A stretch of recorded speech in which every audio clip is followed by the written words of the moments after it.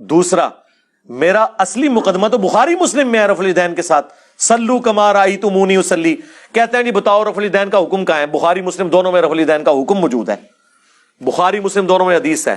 مالک بن Huwayrith کہتے ہیں ہم چند نوجوان تھے، تبوک کے موقع پر مسلمان ہوئے حضور کی وفات سے چند مہینے پہلے، اور ہم اپنے گاؤں ایریا سے آ کے مسجد نبوی میں رکے، آپ کی صحبت کی، 20 دن رہے حضور کے ساتھ دین سیکھنے کے لیے.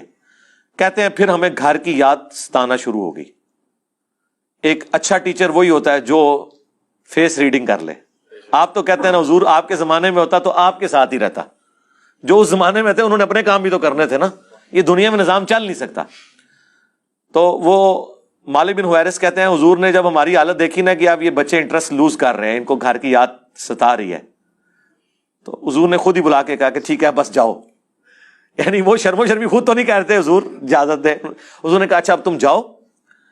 دیکھنا واپس جب گئے تو نماز کا جب وقت ہو، 5 نمازوں کی یہ ٹائمنگ ہے جو تم نے میرے ساتھ نمازیں پڑھی، تم میں سے کوئی ایک شخص اذان دے جسے قرآن زیادہ آتا ہے اور عمر میں بھی بڑا ہے، وہ تمہاری امامت کروائے.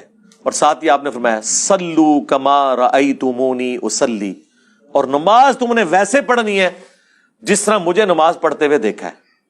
حکم آ گیا نا، نماز ویسے پڑھو جس طرح مجھے دیکھا.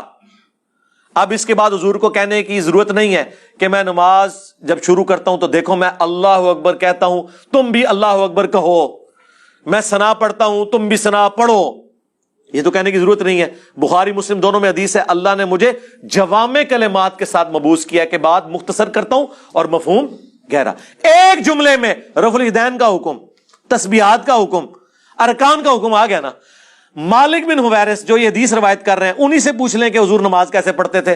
وہ تابعین کو نماز سکھا رہے ہیں اور کہہ رہے ہیں کہ اس وقت نماز پڑھنے کا میرا ارادہ نہیں تھا، میں صرف اس لیے نماز پڑھ رہا ہوں تاکہ تمہیں بتاؤں کہ نبی علیہ السلام نماز کیسے پڑھتے ہیں. بخاری مسلم دونوں میں موجود ہے.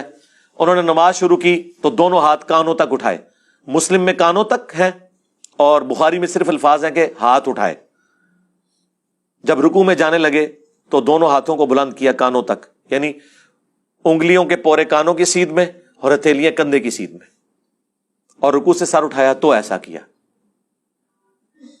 اور بخاری میں یہاں تک ہے کہ مالک بن حویرث ہر طاق رکعت میں جب تک بیٹھ نہ جائیں دوسری رکعت کے لیے کھڑے نہیں ہوتے تھے. یعنی پہلی اور تیسری رکعت میں بیٹھ کے اٹھتے تھے، یعنی جلسہ استراحت. نبی السلام سے انہوں نے دیکھا.